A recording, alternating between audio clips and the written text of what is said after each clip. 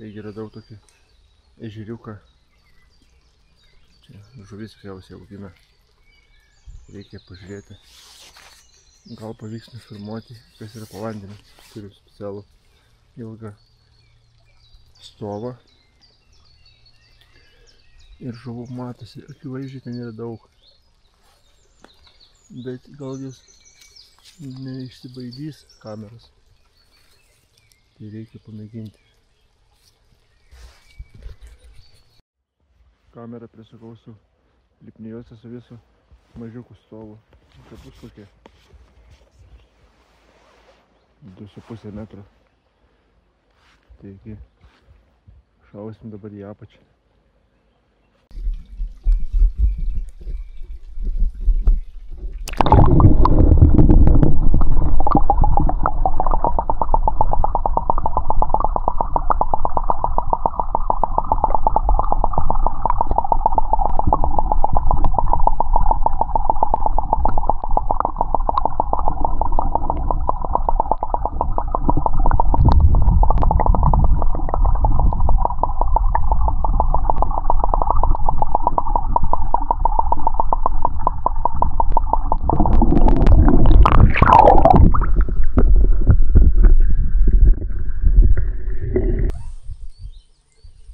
Prasilgino, nes buvau per trumpo pasidaręs.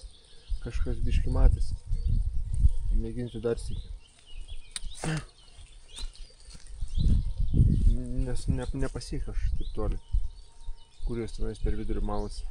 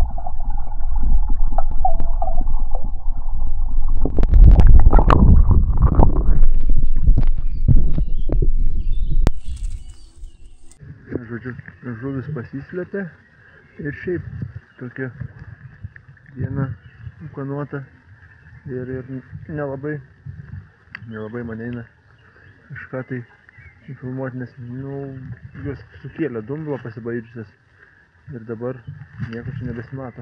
Prieš tai jas mačiau, dabar aš visai jų net nebematau, vieną negyvą tik radau. Vat reikėtų čia ateiti, kai saulėta. Iš tikrųjų gera idėja. Reikia ateiti, kai saulėta ir tada pamėginti jas pafilmuoti, nes tada bus ir vanduo šviesesnis, gal jūs nebūsi tokios jau baikščios. Tai va čia įdomi tokia vieta. Prūdelis, matos atverta, ten vandens burbuliatorius yra. Čia kažkoks namukas, gal koks įrankius laiko. Šios talpyklos. Kaip suprantu, čia jos veisia tame prūdelėje. Miške toks. Nei doro takelį yra, nei kas. Privažiavimas šioks toks. Ir čia augina žuvytės. Dar yra va staliukas. Ir čia matos, taip kažkada buvo įrengta kažkam tai, bet taip ir palikta. Tiesiog liko žuvims auginti. Paukščių lesyklą. Einu pažiūrėti. Ten yra tas burbuliatorius.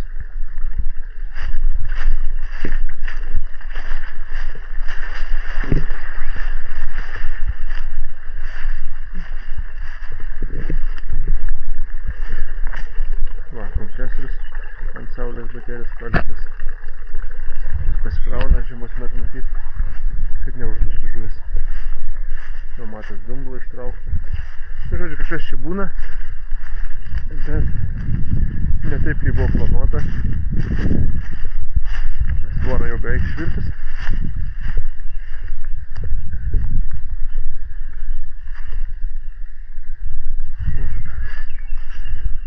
Ten vanduo bėga į vidų. Čia pakalnė išbėga. Kažkokia tai cirkuliacija matyt, kad būtų. Tai va tiek kol kas šitam prūdui.